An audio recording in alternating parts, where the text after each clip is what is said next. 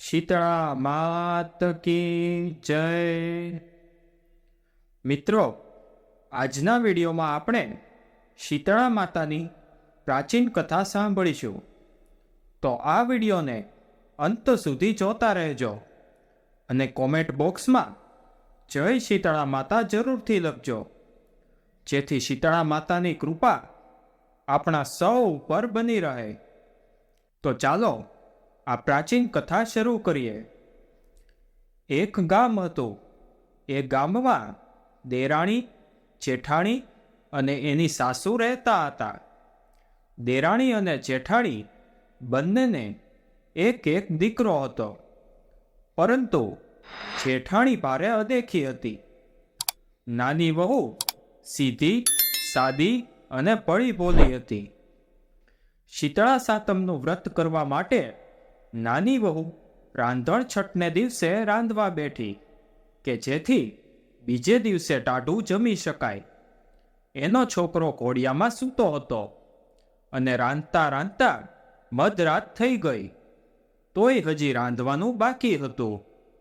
એવામાં છોકરો રડ્યો એટલે નાની વહુ દેરાણીએ રાંધવાનું પડતું મૂકીને છોકરા પાસે ગઈ અને છોકરાને ધવડાવીને ઘોડિયામાં સુવડાવતી હતી। ત્યાં પોતે પણ ઝોકા ખાવા લાગી અને સૂઈ ગઈ। એ વખતે શીતળામાની એમના ઘરમાં પધરામણી થઈ। ચૂલો સળગતો હતો। એ જોઈને તેઓ ગુસ્સે થયા અને તેમાં તેઓ આળોટ્યા અને દાઝ્યા।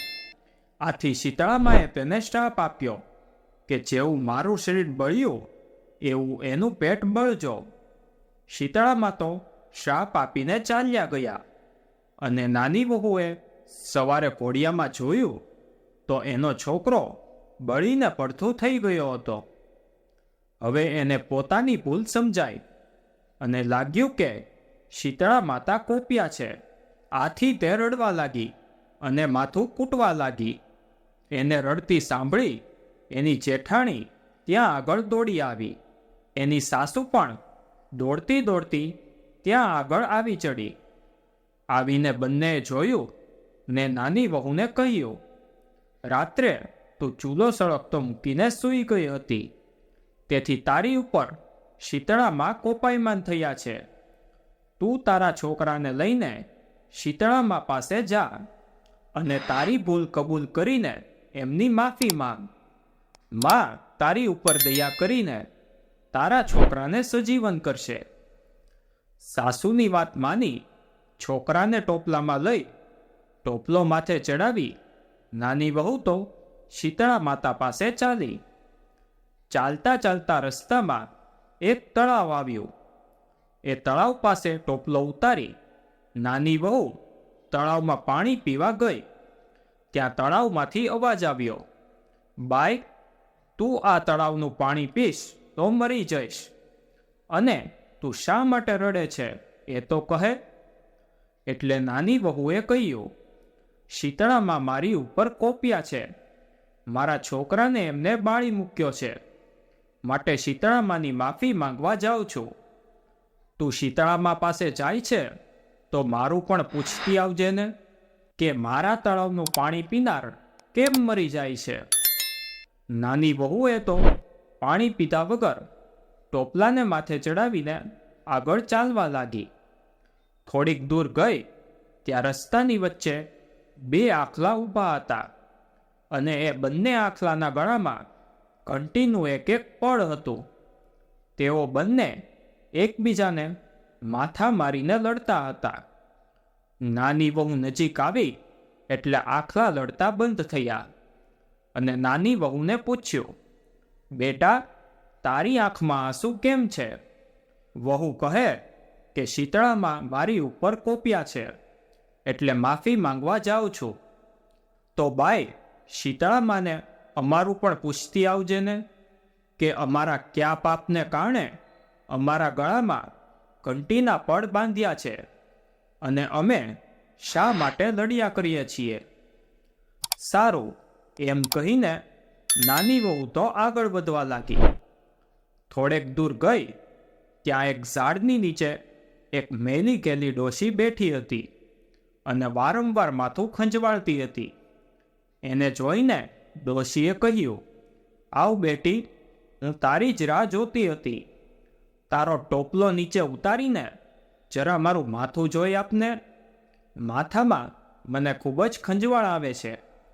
આ સાંભળીને નાની વહુને દયા આવી. એણે ટોપલો નીચે મૂક્યો ને એ તો ડોશીનું માથું જોવા બેસી ગઈ. ઘણી વાર સુધી નાની વહુએ ડોશીનું માથું જોયું. એમાંથી ઘણી લીખો અને જુઓ કાઢીને મારી નાખી. આથી ડોશીના માથામાં ખંજવાળ ઓછી થઈ ગઈ. નાની વહુને આશીર્વાદ આપતા એ ડોશી બોલી, બેટી, ભગવાન તારું કલ્યાણ કરશે અને તારી ભલાઈનો બદલો ભગવાન તને જરૂર આપશે.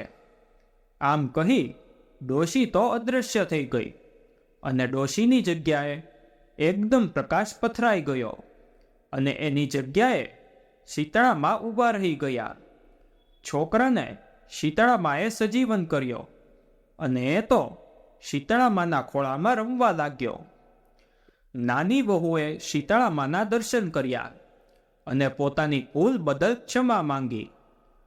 શીતળામાએ તેના માથા ઉપર હાથ મૂકી એને માફી આપી અને એનો હસતો રમતો છોકરો એના ખોળામાં મૂક્યો.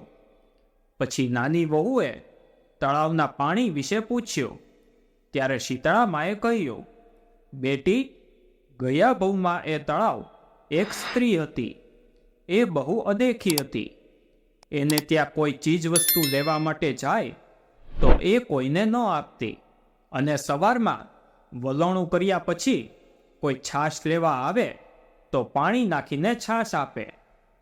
એના પાપનું નિવારણ એ છે કે તું જો જઈને એ તળાવનું પાણી ખોબામાં લઈ ચારેય દિશામાં અંજલિ આપે અને પછી તું પાણી પીવે તો પશુ પક્ષીઓ અને વટેમાર્ગુઓ એનું પાણી પી શકશે. પછી નાની વહુએ પહેલા બે આખલાની વાત પૂછી. ત્યારે શીતળામાએ કહ્યું, બેટી, એ બંને આખલા ગયા ભવમાં દેરાણી જેઠાણી હતા. એમને ઘેર કોઈ આડોશી પાડોશી દળવા ખાંડવા આવે તો એનું અપમાન કરીને તેઓ કાઢી મૂકતા. એટલે આ ભવમાં તેઓ આખલા બન્યા છે.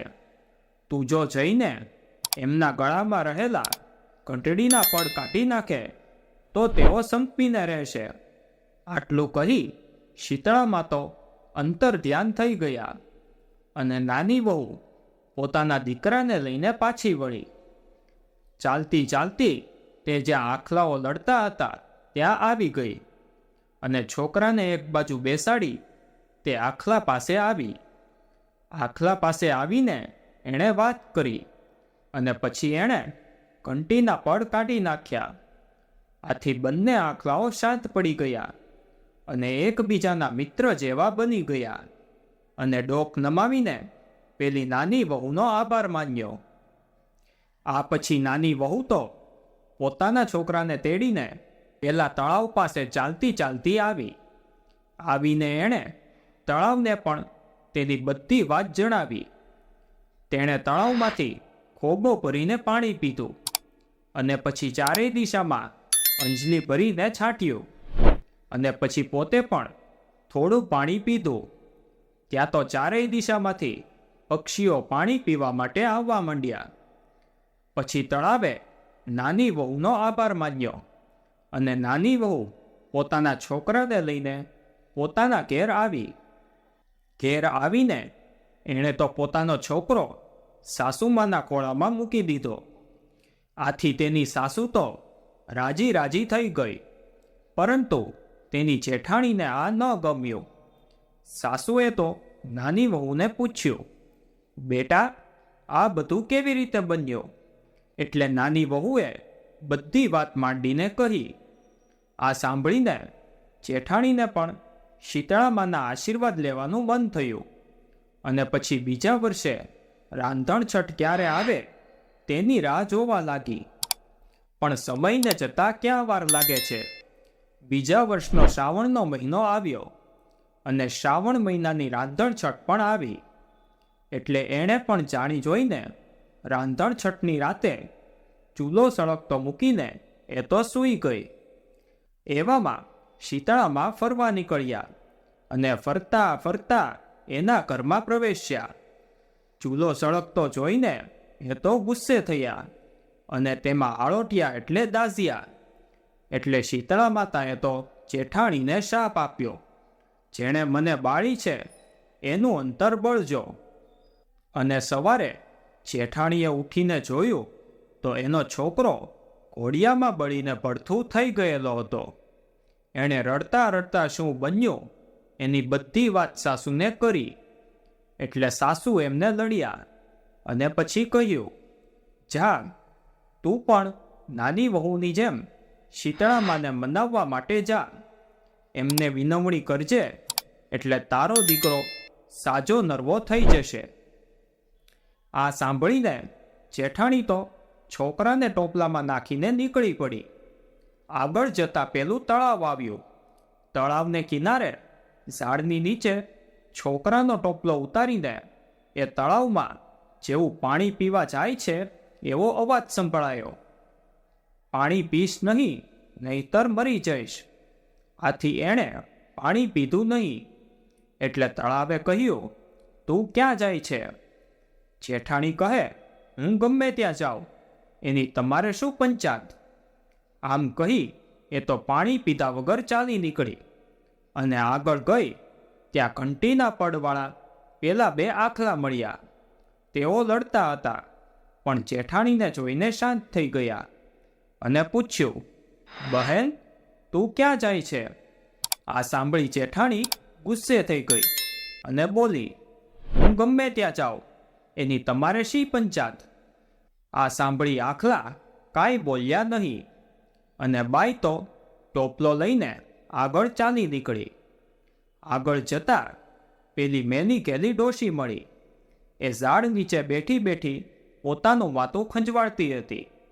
એણે જેઠાણીને આવેલી જોઈ અને કહ્યું, વહુ બેટા, સારું થયું તું આવી ગઈ. મારા માથામાં બહુ જ ખંજવાળ આવે છે, જરા માથું ખંજવાળી આપને અને જુઓ અને લીખો કાઢી આપને. આ સાંભળી જેઠાણી ખીજાણી અને બોલી, તમારા જેવી મેલી કેલી ડોશીનું કામ કરવા હું નવરી નથી. હું તો શીતળા માતાની શોધમાં જાઉં છું. આમ કહી એ તો ચાલી નીકળી. એ બહુ ભટકી, પણ એને શીતળા માતા ક્યાંય મળ્યા નહીં. એ તો મરેલા છોકરાને લઈને પાછી ઘરે આવી. દેરાણી ભક્તિભાવવાળી હતી એટલે એને સુખ પ્રાપ્ત થયું. જેઠાણી એના લક્ષણને લીધે દીકરો ખોઈ બેઠી. હે શીતળામાં, તમે જેવા દેરાણીને ફળ્યા એવા તમારી ભક્તિ કરનાર, તમારું વ્રત કરનાર અને આ કથા સાંભળનાર, વાંચનાર, વિડીયો જોનાર, સાંભળનાર સૌને ફળજો. તો મિત્રો સાંભળ્યું ને કે શીતળા માતાના દર્શન ક્યારે થાય કે જ્યારે આપણે કોઈનું કામ કરીએ, કોઈની મદદ કરીએ. જરૂર પડીએ જ્યારે આપણે કોઈને કામ ન આવીએ ત્યારે ભગવાન પણ આપણી વારે નથી આવતા. એટલે કે નાની વહુએ જેવી રીતે નદી અને આખલાની મદદ કરી અને એ પછી એને શીતળા માતાના દર્શન થયા, એવી રીતે આપણે પણ આપણાથી જે કંઈ પણ થઈ શકે તે રીતે કોઈની મદદ કરવી જોઈએ. જો ન થાય તો તેને રસ્તો ચીંધાડવો જોઈએ, પરંતુ ક્યારેય કોઈને ખોટી સલાહ ન આપવી. જો આપણે આપણા જીવનમાં આ નિયમ બનાવી લેશું તો એક દિવસ આપણને પણ નાની વહુની જેમ શીતળા માતાના દર્શન જરૂર થશે. તો મિત્રો, આ હતો શીતળા માતાના વ્રતનો મહિમા. જો તમને આ વિડીયો પસંદ આવ્યો હોય તો વિડીયોને લાઈક અને શેર જરૂરથી કરજો અને કોમેન્ટ બોક્સમાં જય શીતળા માતા જરૂરથી લખજો. સાથે અમારી ચેનલને સબસ્ક્રાઈબ કરીને બાજુમાં આપેલા બેલ આઇકનને પ્રેસ કરી ઓલ ઉપર સેટ કરી દેજો, જેથી તમને નવા વિડીયોની નોટિફિકેશન તુરંત જ મળે.